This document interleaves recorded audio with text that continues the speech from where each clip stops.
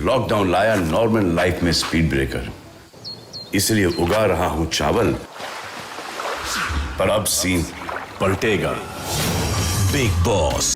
दोस्तों, Bigg Boss का इस बार टैगलाइन क्या है? इस बार का टैगलाइन है अब सीन पलटेगा। जी हाँ दोस्तों, और सीन भी पलटता है। अभी ये होता है तो कभी वो होता है। हम लोग एक बात सोच के बैठते हैं तो दूसरी पल कुछ और ही हो जाता है। कॉन्टेस्टेंट भी एक बात सोच देते हैं कि ऐसा होगा, लेकिन बिग बॉस तो बिग बॉस ही है, वो कुछ अलग सा ही कर लेते हैं। तो दोस्तों, ये सीन पलटे का मामला क्या है? इस बार इतना सीन पलटना क्यों है, मैं आपको डिटेल में बताऊंगा कि असल बात क्या है। इसके लिए आपको जुड़ना होगा रहस्य में, ताकि मैं आपको सब कुछ बता सकूं।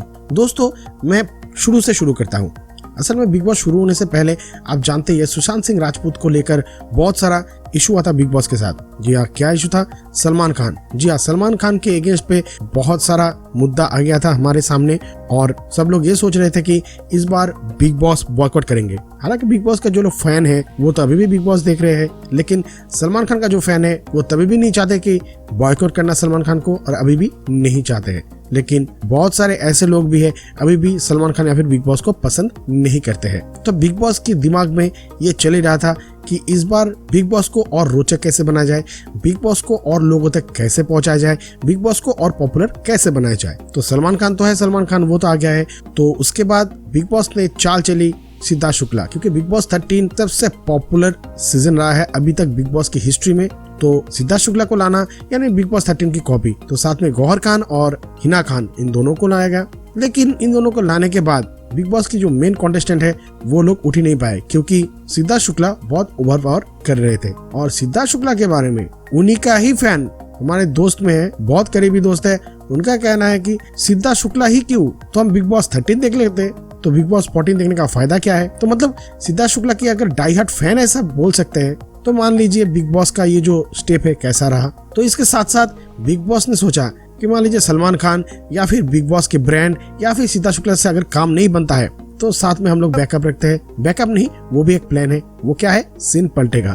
अभी सीन पलटना कैसे हुआ? बिग बॉस ने कह दिया कि ये होगा, कॉन्टेस्टेंट ऐसा ही कर रहे हैं, लेकिन बिग बॉस अपने बात से मुकर जा रहे हैं। लेकिन दोस्तों, ये सीन पलटने वाला क्या यही पहली बार है? नहीं दोस्तों, ये कदापि नहीं। हर बार हर सीजन में बिग बॉस ऐसे ही करते हैं। कुछ सीजन में ऐसा हुआ कि पहले दिन ही, मतलब बिग बॉस में जब एंट्री हुआ सब लोगों को कहा कि आप किसे नॉमिनेट करना चाहते हो। सभी लोग कंफ्यूज होके एक ऐसे बंदा को नॉमिनेट करने थे जिनके साथ उन लोग को बातचीत नहीं हुआ, क्योंकि एक दिन में क्या होता है भाई, या फिर कुछ घंटे में क्या होता है। तो बिग बॉस में कहा कि ये नॉमिनेशन नहीं था, ये कैप्टनसी था। तो ऐसे बहुत कुछ होता है, तो नॉर्मल सी बात है। लेकिन इस बार बिग बॉस लगभग हर टास्क में ऐसा कर रहे हैं। तब भी कर रहा था, लेकिन एक दो टास्क छोड़ के, लेकिन इस बार हर एक टास्क में ऐसा ही हो रहा है। तो सीन पलटने वाला केस क्या है? बिग बॉस को भी ये आइडिया है कि ऑडियंस को ऐसी चीज पसंद है जो कि ऑडियंस के पास अननोन हो, या फिर कॉन्टेस्टेंट के पास अननोन हो, या फिर एक सरप्राइज पैकेज। और सरप्राइज तो सभी को ही रोचक लगते हैं, लेकिन इस बार की जो कॉन्टेस्टेंट है वो बहुत ही ठंडा हो गया है, क्योंकि पहले दिन से